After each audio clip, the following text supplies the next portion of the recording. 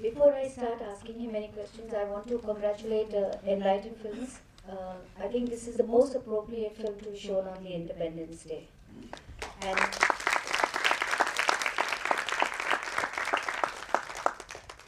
thank you, Mr. Mokashi, for making this such a special experience for all of us. I'm seeing this film for the second time. I've been writing about cinema for 30 years. When I saw it the first time, I was overwhelmed, and I said to myself, I have to see it another time. And this was the right occasion, and it moved me again, and I think all of us felt extremely choked. Lots of thoughts were going on in my head. So if I sound inarticulate, please forgive me. It's just such a special experience because I brought my neighbor with me to see this movie, and when she was asking me what it's about, I was explaining to her who is the godfather of our cinema. It is just unbelievable. And when the first frame starts, you know, when that lovely music comes, the vintage music, Lalita Rajmi was sitting next to me. So, how did you? I think we all came to know through this movie about how this film came about. We want to know that how did this film come about in your brain? Story is quite similar with Dalasaheb Phalke's. He was making India's first feature film. I was making my first feature film. I read his biography one day in 2005, written by Mr. Bapu Wadve. And that's how even I came to know the entire adventure behind making of Raja Harishchandra. Till then, like every other Indian, I also believed in only two sentences about Mr. Phalke. One is Dalasaheb Phalke Award, and second is he made India's first feature film. And our general knowledge about Dalasaheb Phalke ends there. But when I came across that biography, I, I read that biography in 2-3 hours and decided right there and then to make my first feature film on that. In a couple of months, I did my research and the thing. And no, I need to stop you here and say, you know, you're making it seem very simple that you did the research. The research is extraordinary in the smallest detail, whether it's the art, the production design, the details. I mean, so many things to put in. So, who all were helping you? What was the team? Because she had Dada Sahib had his Taramana to help him. Yeah, Saraswati. I don't have my Saraswati. I'm looking for her. But the applications are open. Anybody can apply. So, but really, initially, as any first-time filmmaker goes through in this phase, that you are alone, you are doing work on your own. And it's only after the script starts convincing people, they join you. Till then, everybody was supporting me, कि अरे परेश अपनी पहली film बना रहा है तो मित्र हैं हम तो support करना चाहिए. It was only that. But when I finished my research and script in March 2009 and read it in front of few friends who would support me later, then their passion also got involved. They got involved in the script, not only as a friend. तो वो एक बहुत बड़ा एक अच्छा स्तर था काम करने का कि वहाँ पे वो 10-15 लोग मेरे आजू बाजू जो जमा हुए थे तो उन्होंने अपने अपने डिपार्टमेंट का काम शुरू किया. So Nitin Desai, art director like Nitin Desai and even sound designer, because उनका कहना ये था कि जो पीरियड होता है, पीरियड सिर्फ देखना नहीं चाहिए, सुनाई भी देना चाहिए. तो उस हिसाब से उनका कार्य शुरू हुआ. और अन्य कॉस्ट्यूम्स है, अब नौवारी साड़ी जिसको कहते हैं मराठी में, तो उसके 100 प्रकार हैं. तो उस काल में, क्योंकि हम 1911 से 1914 की इन 2-3 सालों की कथा दिखा रहे थे, तो उस समय की स्टाइल क्या थी, हेयर स्टाइल क्या थी, मूछों के 50-75 प्रकार थे. तो हर कैरेक्टर के लिए अलग अलग मूछ मुकर्रर करना, ये भी एक बहुत बड़ी बात है. तो हर डिपार्टमेंट का अपना अपना रिसर्च शुरू हो गया. And then we waited for money to come, which didn't. So for 3 years we waited in vain for the money. But when everybody started, getting bored with this process, then we had to take some adventurous decision on our own, like Mr. Phalke. and we started to shoot in April 2008. तो मार्च में 2005 में जो संहिता तैयार थी चित्रपट की, तो 2008 में चित्रीकरण प्रारंभ हुआ हमारा। और 2005 में आपने लिख ली थी कहानी, तो 3 साल आप पैसे के लिए रुके हुए थे। 2008 में आपने फिल्म शूटिंग शुरू की and you finished it in 2009, फिर पैसे आ गए अपने आप। 2008 में हमने शूटिंग कंप्लीट भी की, and then as it was our money, so I was not very keen on recovering it fast like most of them.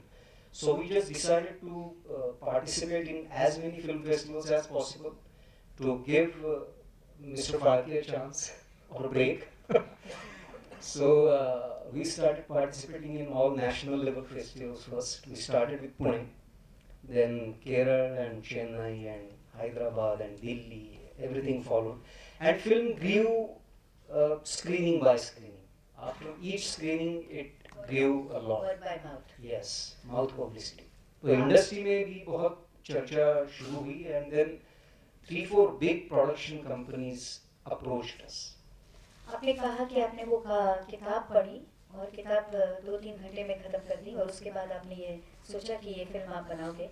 ये किताब में से कितना सही है सब कैरेक्टर्स, और कितना आपने खुद डाला है? क्योंकि मुझे सरस्वती का कैरेक्टर बहुत अच्छा लगता है, मुझे सब बच्चे बहुत अच्छे लगते हैं, और आई फील कि कोई भी इंसान इतना बड़ा नहीं हो सकता जब तक उनका परिवार उसका साथ नहीं देता। And particularly Saraswati is really wholesome and substantial and humorous. I love the line when she says that because you asked me, I'm telling you that the daughter is named Mandakini. And also it shows you कि पुराने ज़माने में ज़िंदगी कितनी simple थी कि जो माँ बाप करते थे उसी में एंटरटेनमेंट बच्चे सीख करते थे। आज के ज़माने में we are just blindly copying the West and saying don't bring the children along, the children have their different lives. You know, the kids are just joining in the bandwagon in the whole magic show. It is just so beautiful and overwhelming. So I'm very keen to know, where did Saraswati come from? She's, you won't find her in this quantity in any biography. You won't find even Mr. Phalke, his biographies, because there's so little material about Mr. Phalke and his family. So whatever the incidents, the scenes there are in the biographies, see, in the film it's always a mixture of facts and fiction. Why fiction? Because there are no details at all. You know that this particular scene is written, but there are no details. अब जैसे कि biography में सिर्फ 4 लाइनों में वो जो peanut plant की फिल्म बनाते हैं, कि फिर एक दिन फाल्के जी ने निर्णय लिया कि हाँ, लोगों को आश्चर्यचकित करने के लिए, फिल्म की ताकत दिखाने के लिए वाटाण्याचा चित्रपट करण्याची गरज आहे, आणि त्यांनी तो केला. Other, it's only 2-3 lines, but now when you are making it into a film, you have to give flesh and blood to these things. You have to come out with a scene to, you have to transform this information to a scene with characters and things like that. So there is information, and what you have seen is characters mostly. तो ये mixture है, और I have to agree and with this discipline कि ये जो फाल्के कुटुंब आपने अभी देखा है, वो परेश मोकाशी का फाल्के कुटुंब है. वही बायोग्राफी पढ़ के आप में से कोई अलग रंग की कहानी भी बनाएगा तो उसका स्वागत ही करना चाहिए. It's not like Phalke was like this. Nobody knows how he was or what he was. बस लेकिन कुछ प्रसंग आपके सामने जो आते हैं, उनके अनुसार कुछ एक तर्कशास्त्र से आप अंदाज करते हो कि किस प्रकार का इंसान रहा होगा. जैसे आपने फाल्के को बहुत चैप्टरनिस्क फॉर्मेट दिया है, which is a plus, and for me both the times I saw the movie, मुझे ऐसा लगा कि पूरी फिल्म बहुत अपबीट है. वो कभी भी उदास नहीं है, वो कभी भी डिफीटेड नहीं फील कर रहे, वो ऐसा नहीं सोच रहे कि शायद उसका सपना पूरा नहीं होगा, जो शायद आम जिंदगी में ऐसा नहीं होता है. So there was a specific point for you to make him so upbeat and optimistic Is this realistic, you feel, because with the rest of the movie? I think so, because वही तो बात है कि जो संशोधन से हमारे सामने आए थे फाड़के, जो उनके जीवन में जो भी घटनाएं घटी थी, उनको मद्देनजर रखते हुए हम इस नतीजे पर पहुंचे कि ये इंसान जो है वो इस प्रकार का इंसान, एक स्पिरिटेड जिसको कहते हैं, वो परिस्थिति से हारने वाला, करुण होने वाला, भाव विवश होने वाला इंसान नहीं है। और ज़्यादातर इतिहास के बारे में अगर आप देखें, निरीक्षण करें, तो आपके सामने यही बात आएगी कि जिन्होंने भी पायोनियरिंग किस्म का कुछ काम किया है, उनमें से कोई भी आपको भाव विवश या करुण रस में खुद को डुबो देने वाला आदमी नहीं मिलेगा आपको। वो हर समस्या को आह्वान मानते थे और उनको जीतते आगे बढ़ते थे। वो ये नहीं सोचते थे कि मेरे कुटुंबियों का क्या होगा, मेरी आर्थिक परिस्थिति का क्या होगा, मुझे पैसे वापस मिलेंगे भी या नहीं। इन सारी बातों की चिंता आपको होती है, हमको होती है, और इसीलिए हमारे हाथों से उतना बड़ा कार्य शायद नहीं हो पाता। ये थोड़ा सा मतलब निरीक्षण करने वाली बात है।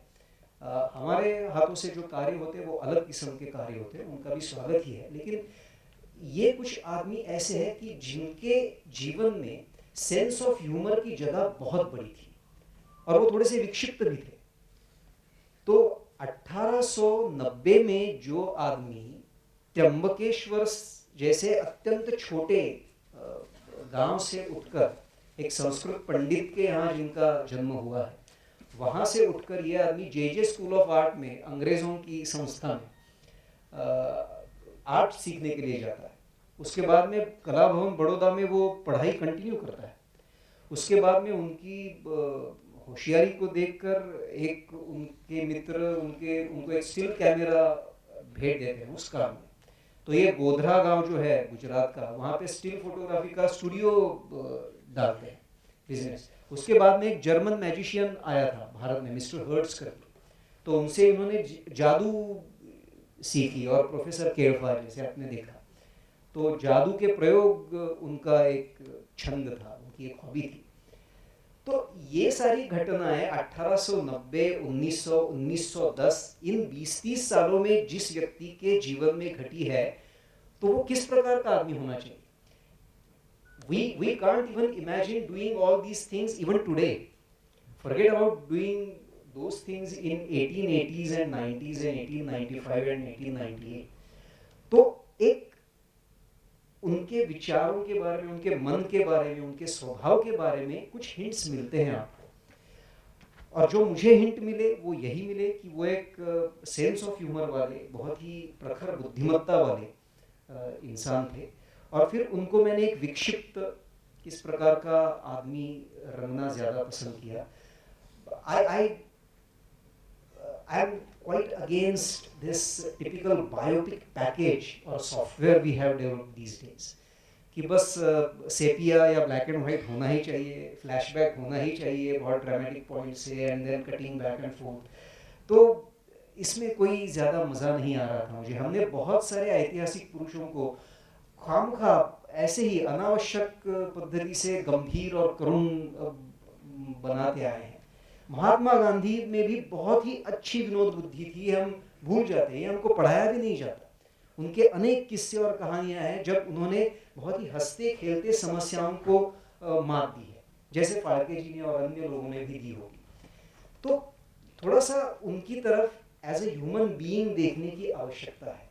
हम बचपन से लेकर उनको ऐसी ही पोज में बिठाते हैं पिक्चर में, और उनसे बड़े बड़े डायलॉग बुलवाते हैं ताकि बचपन से ही वो बहुत बड़े स्वतंत्र सेनानी थे, ऐसा हमें पोर्ट्रे करना होता है। तो ये अन्याय करते हैं उन लोगों पर। वो भी हमारे जैसे ही थे, उनको भी दो ही हाथ दो ही पैर थे, लेकिन फिर भी उनके हाथों से इतने बड़े कार्य हुए। तो इस परिस्थिति से हमें ज़्यादा प्रेरणा मिलती है कि अरे ये तो हमारे जैसा ही था, तो हमसे कार्य क्यों नहीं हो रहा। इस प्रकार की प्रेरणा इस कथा से मिलनी चाहिए, ये भी एक दृष्टिकोण था जब मैंने इस प्रकार से ट्रीटमेंट दी इस चित्रपट को। आपने हमारे साथ अन्याय नहीं किया, आपने बहुत ही अच्छी फिल्म बनाई है, and we are extremely proud of you. I think it's 1.5 hour film, 40 minutes. In just 100 minutes, you tell us about the time of that era, the still camera, the moving camera, that it was not talkie films, no need to talk so much. The whole production of the film, the whole promotion of the film, when they go about distributing the pamphlets or the way they keep changing the posters outside, because we today are talking so much about the promotion of a film, and we hire PR agencies and we pay through the nose, and then they do whatever publicity they want about it. Yeah, it is this. It's fantastic. I can ask you many questions, but I think it's not fair. Is anybody in the audience wanting to ask any questions? I'm sure you are. हमेशा ना ये questions में थोड़ा time लगता है सबको warm up होने में. नहीं बोलिए बोलिए सुनाई देगा. Any aspects of the documentary that you have left out on purpose? Document? The book that you read on him. Yes, I focused mainly on making of Raja Harishchandra. I didn't focus on his earlier life or the life afterwards, when he became a very successful filmmaker. Phalke, in his life of 10-15 years, as a filmmaker, made over 100 films, and out of which only 3-4 survive today. So we need to do something really dramatic. Yeah, they are in bits and pieces. Only couple of films of his, I think Lanka Dahan or Kaliya Mardan, one of the two is, you will find it in complete shape. But otherwise, even Raja Harishchandra, originally it was 45-minute film and now only 15 minutes of it survive. तो हमें पता नहीं चलता ठीक से कि कितना हमने गंवा दिया है. So I think it's government of India's job to quickly digitalize all these ancient films and quickly make them available for you and me in the DVD market. It's high time. While the other people are still thinking about what questions to ask, I want to ask, what are the movies that you are doing now? Who has signed you? What are you writing? What are you directing? Because nobody knows that. जी मुझे भी पता नहीं अभी, लेकिन yes, fortunately after this success of Harishchandra Factory, people are keen to work with me, and plenty of national and international studios have approached, and fortunately now they are waiting for my script. So I'm just enjoying this phase. Wait karo. You have co-written this, or you've written this? I have written and directed and produced. Produced, okay. So you become a rich man now? Not yet. I have just recovered my money. I mean, there's still a little amount yet to get recovered. It will never get recovered. But so you're going to become a rich man in the next film? I hope so. And you want to make a commercial, mainstream cinema? It will be my kind of film. If it clicks with the audience and becomes a commercial success, it's a bonus. And are you making a... The audience is with you. And are you making a Hindi film or a Marathi film? My next one will be a Hindi film. Good. And it will be a big film because the subject requires that kind of technical and the support otherwise also. So we are working on that. Yeah.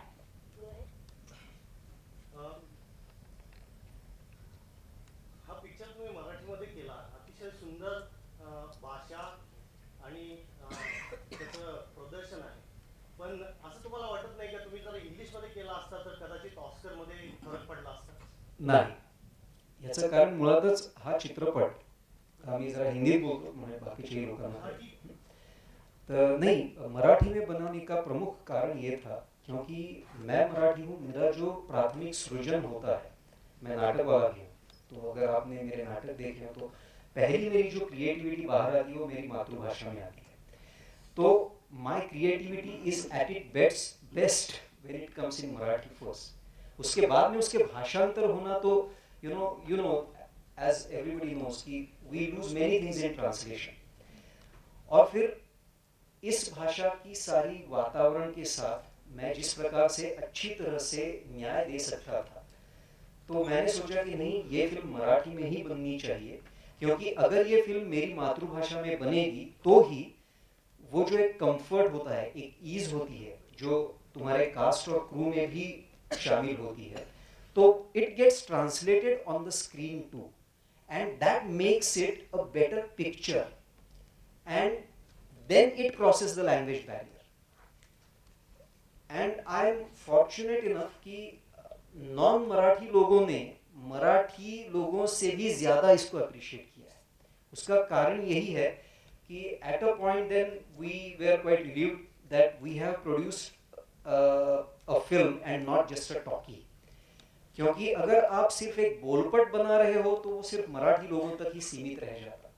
लेकिन जब आप मराठी में चित्रपट बनाते हो, आप अपनी मातृभाषा में जब चित्रपट बनाते हो, तो वो जो कंफर्ट होता है ना, जो एक ईज होती है, वो ट्रांसलेट होती है पर्दे पर, जो उसको अच्छी फिल्म बनाती है, एक अच्छी विजुअल फिल्म बनाती है उसको। तो और and then it crosses the barrier. तो अगर मैं सिर्फ हिंदी या अंग्रेजी मार्केट का विचार करके उन भाषाओं में ये चित्रपट करता, तो शायद मैं इतना न्याय, इतनी शक्तिशाली या इतनी जो भी बनी है सुंदर असुंदर, वो फिल्म नहीं बन पाती थी। और ऑस्कर के लिए इस प्रकार का विचार करना बिल्कुल भी ठीक नहीं है। हाँ ठीक है, हमारी फिल्म ऑस्कर के लिए सिलेक्ट हो गई थी, but it is just another competition. We shouldn't overhype these any of these awards. Why only Oscars? Even National Award or Filmfare or Zee Marathi and Mata and Maharashtra Shasam. Every award is same award. I mean, let's not overhype these awards. Oscar के लिए भारत की तरफ से जो भी film जाती है वो बेस्ट फॉरेन लैंग्वेज कैटेगरी में जाती है। अगर आप कोई अंग्रेजी फिल्म बनाएंगे तो ही वो मेन कैटेगरी में जाएगी, अन्यथा सर्वोत्कृष्ट परदेशी भाषिक चित्रपट ह्या कॅटेगरीमध्ये आपला चित्रपट जातो, तेव्हा तो मराठीत असेल किंवा इंग्लिशमध्ये असेल काही फरक पडत नाही. That will be the last question because we are getting signals from the theatre. Yeah. Congratulations, fantastic film. I just wanted to ask, when the director goes on and makes his first film, he carries certain, I can't call it baggage, but he has certain inspirations, he has certain icons that he probably keeps in his mind or in his heart. So while you were making this film, were you looking back at certain references, certain gurus, certain icons that you've been following, and you thought you would translate that when you will make your first film? Like, was there a Ray in the back of your mind, or was there a Bimal Roy or a Kurosawa or a Renoir? I mean, it just they are not just at the back of my mind, but they are part of my life. I grew up watching their films, and that's how my cinematic akal developed. Otherwise, as you know, I never assisted anybody before, neither I am a student of any film school. For the first time, I was on a film set, and I said action was for Harishchandrachi Factory in 2008. So why at all I came into films? Because I watched world cinema a lot, and उसके जो संस्कार है मन पर वो बहुत गहरे हैं, और उन्हीं से मैंने अकल सीखी है, जो थोड़ी बहुत बुद्धिमत्ता है मुझमें फिल्म मेकिंग में। तो ये सारी फिल्में देखने के बाद ही वो सारी अकल मुझमें आई।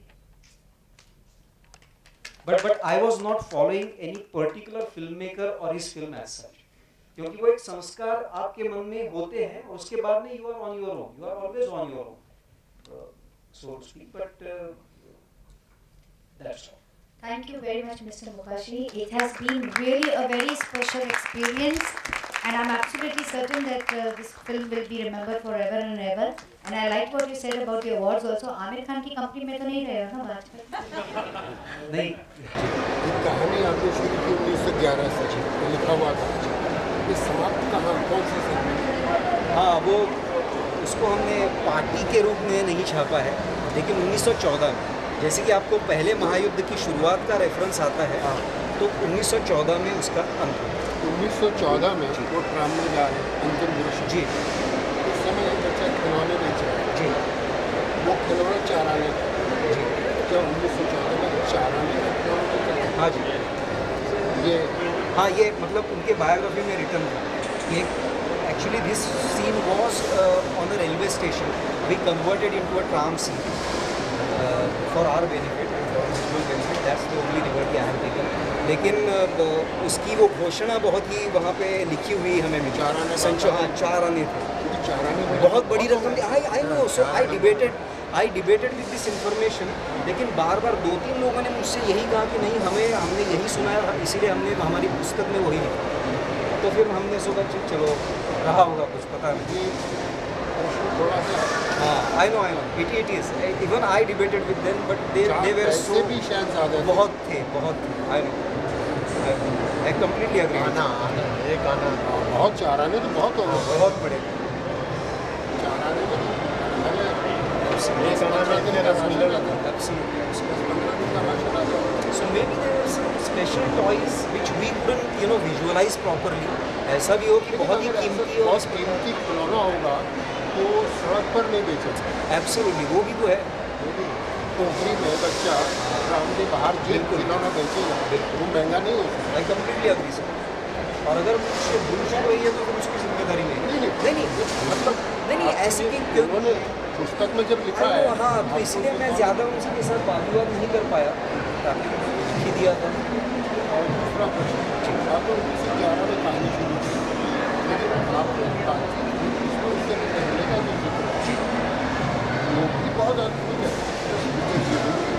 आए हैं कम आकर्षक नहीं होंगे और वो हालांकि आपकी फिल्म ऐसे नहीं बन सकती क्योंकि आपकी हरिश्चंद्र जी फिल्म केवल हरिश्चंद्र की फिल्म होगा इसके आगे भी आपको पता है 100 फिल्म किसी और शायद उनके अंतिम तक थोड़ा कष्ट में ऐसा इतिहास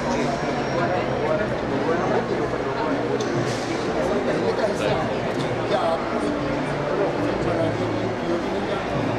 बिल्कुल पड़ता है, लेकिन अब क्या करूँ, नहीं तो टिपिकल बायोपिक नहीं मुझे बनाना था, जन्म से लेकर मृत्यु तक या जन्म से लेकर उनके यशस्वी करियर तक.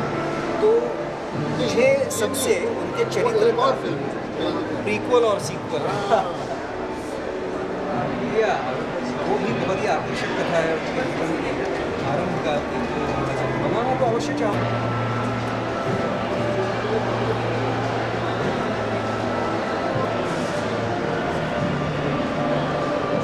Shoot this one, I think it was 435. 35.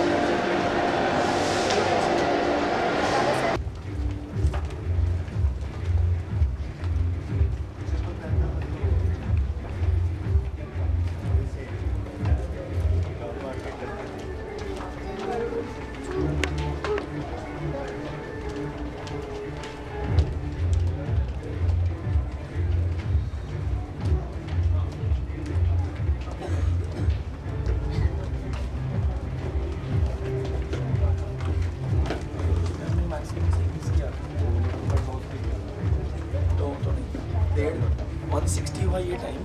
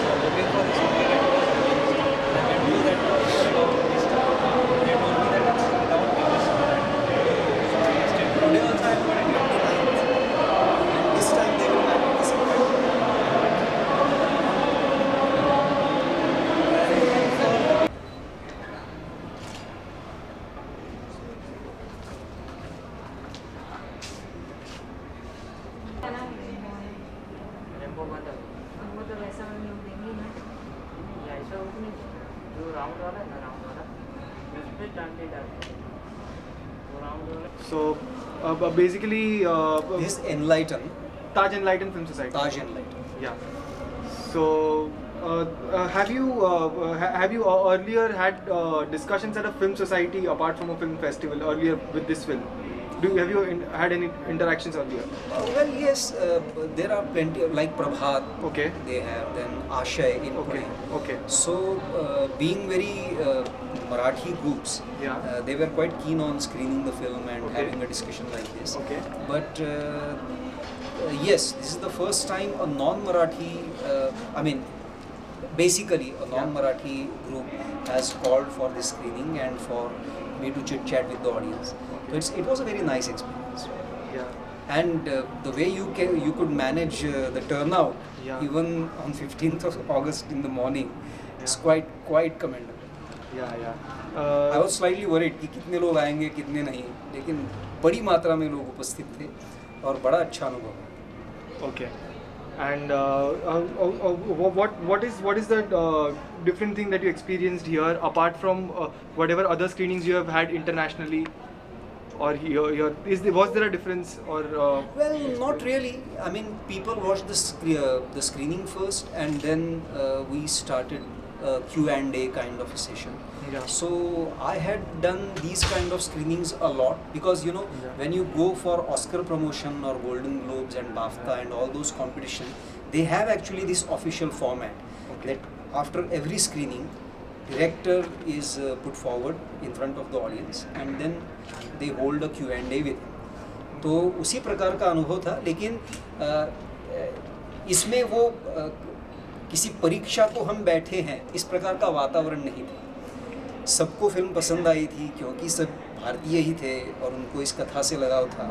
भावना जी भी थी जिन्होंने दूसरी बार फिल्म देखी थी। तो आश्चर्य मुझे बहुत लगा कि इतनी बड़ी मात्रा में लोग उपस्थित हुए, इतने बड़े मात्रा पर फिल्म का प्रदर्शन हुआ, रिलीज़ हुआ और उसके बाद भी जब आपने ये स्क्रीनिंग ऑर्गेनाइज़ की तो इतनी बड़ी मात्रा में लोग आए, भावना जी भी आई और बहुत उत्सुकता थी लोगों में मुझसे बातचीत करने की। ये एक विशेष बात मुझे यहाँ लगती है कि लोगों में उत्सुकता ज़्यादा थी कि अरे ये एक अच्छी फिल्म हमने देखी है, अब इसके निर्देशक से भी बातचीत की जाए कि उन्होंने किस प्रकार से इस फिल्म का निर्माण किया है। Okay. So do you think this film society has a capability to go international like all the international film societies? Absolutely, and you must. Can you please elaborate in sentences so that हाँ।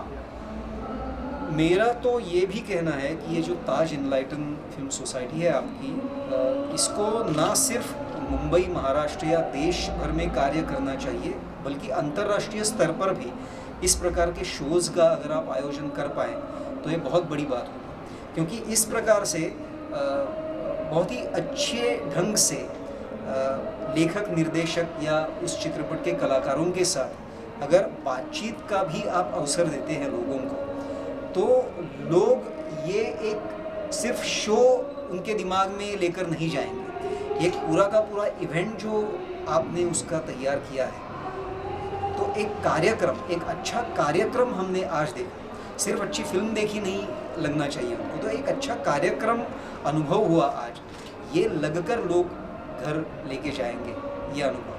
तो मेरे ख्याल से ये बहुत बड़ी बात होगी आपके लिए, बहुत बड़ा कार्य करेंगे आप अगर आपने ऐसे किया। Thank you so much. बस एक सेकंड, I just let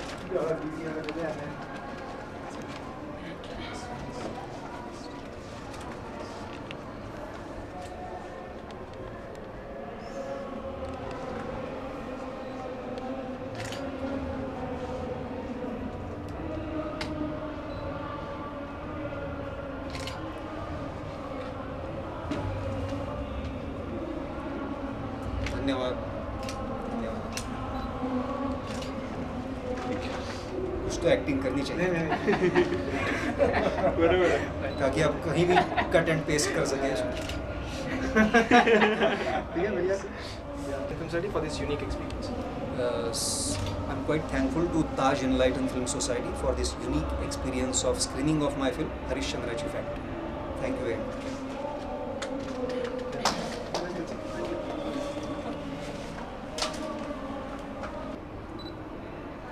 इथे बघा. Yeah.